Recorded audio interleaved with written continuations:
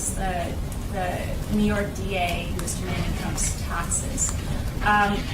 Vance has a troubling history of protecting predators and attacking Republicans.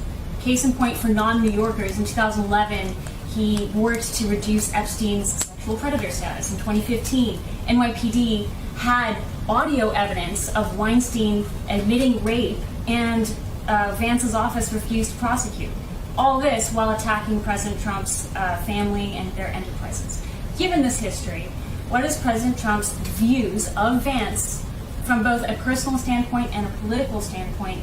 Is this Vance just, is he just politically abusing the court system? What is Trump's views on him? Yeah, you raised some very good points about the partisan attorney in Manhattan.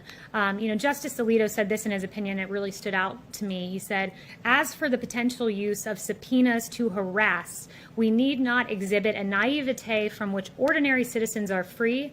As we have recognized a president is an easily identifiable target, there are more than 2,300 local prosecutors and district attorneys in the country. Many local prosecutors are elected, and many prosecutors have ambitions for higher elected office.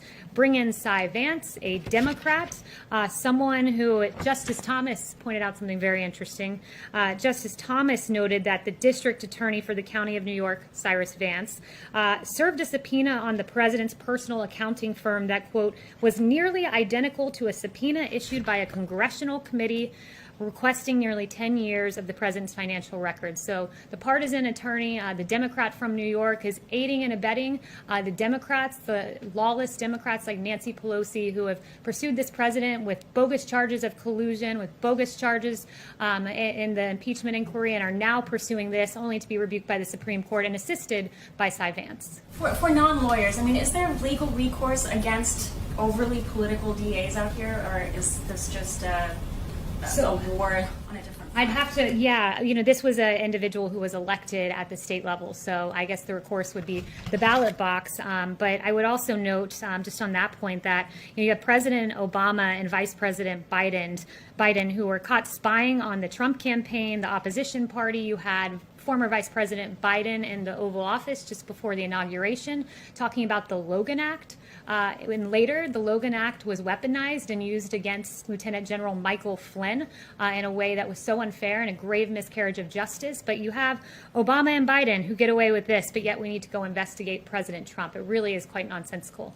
Yes. Thanks, Kaylee. In President Trump's tweets about the Supreme Court decisions this morning, he said he thinks the court treated him differently than it would have treated other presidents. So does he think this was a political decision by the Supreme Court, or that politics or personal views somehow entered into their legal reasoning? So I think you were referring to the tweet about broad deference, and what he was trying to note there, what he was noting was just that there should have been further deference to this notion that I read by Alexander Hamilton and others of absolute immunity to allow the executive and the president to do the very important job of